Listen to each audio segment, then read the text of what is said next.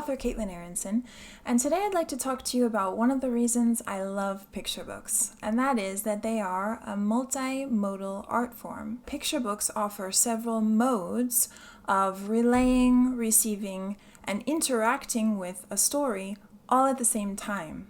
You have the very visual mode, so the illustrations, even the orientation of the text on the page, right down to the font and the typeface.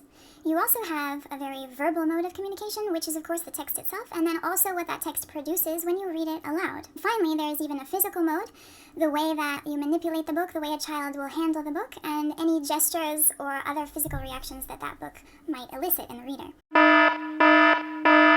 But today I'd like to zoom in on the verbal aspect, specifically the relationship that the text can have with what it produces aloud when we read it.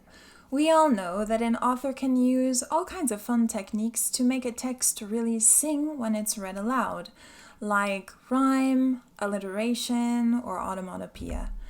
But what about those picture book texts that really push the auditory envelope, almost forcing the aloud reader, the person reading the book aloud, to take on a new voice, a new tone, a new accent?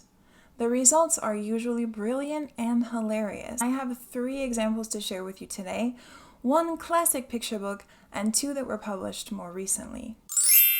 In HOOWAY for WODNEY by Helen and Lynn Munsinger, the aloud reader reproduces Rodney Rat's difficulties in saying his R's, and the result is endearing and funny.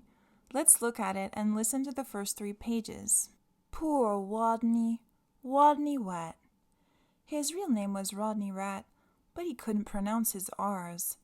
To make matters worse, he was a rodent. A wodent. What's your name, Rodney? Asked the other rodents.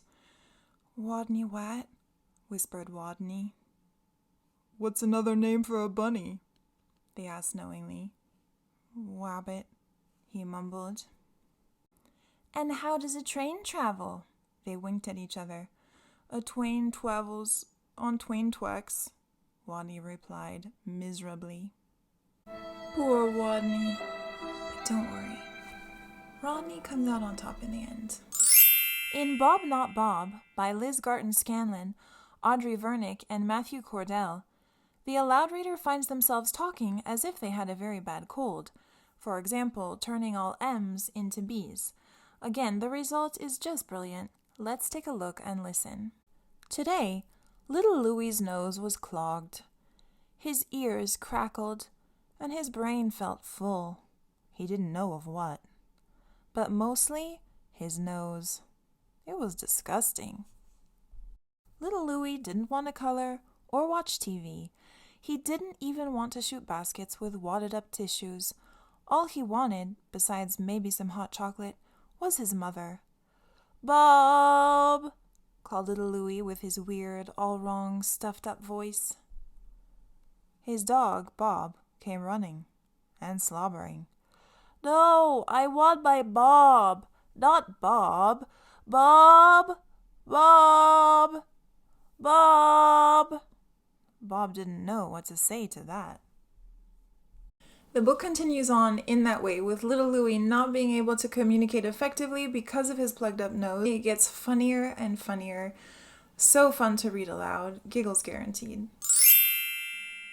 In LOBSTAH GAHDEN by Alli, Brydon, and E.G. Keller, the aloud reader doesn't have to be a master of accents in order to find themselves narrating as if they hailed from Boston. Walter was a proud lobster. His home, spotless. His style, straight out of Crustaceans Illustrated. His garden, a blooming paradise. Walter had one big dream, to win the annual Swell Gardens contest. He worked hard all year long to keep a most perfect lobster's garden. Having spent half my life in California and the other half in France, my accent is weird enough. So never had I attempted a Boston accent. But this book made it irresistible to try. There you have it, 3 picture books that use auditory play in an extraordinary way. So what about you? Are you a Kidlit creator?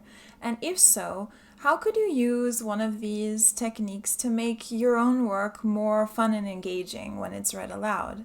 Or, if you're simply a kidlit lover, do you have any favorite picture books that push the aloud reader's voice into hilarious new territory? If so, let me know down below in the comments. I'd love to get your suggestions.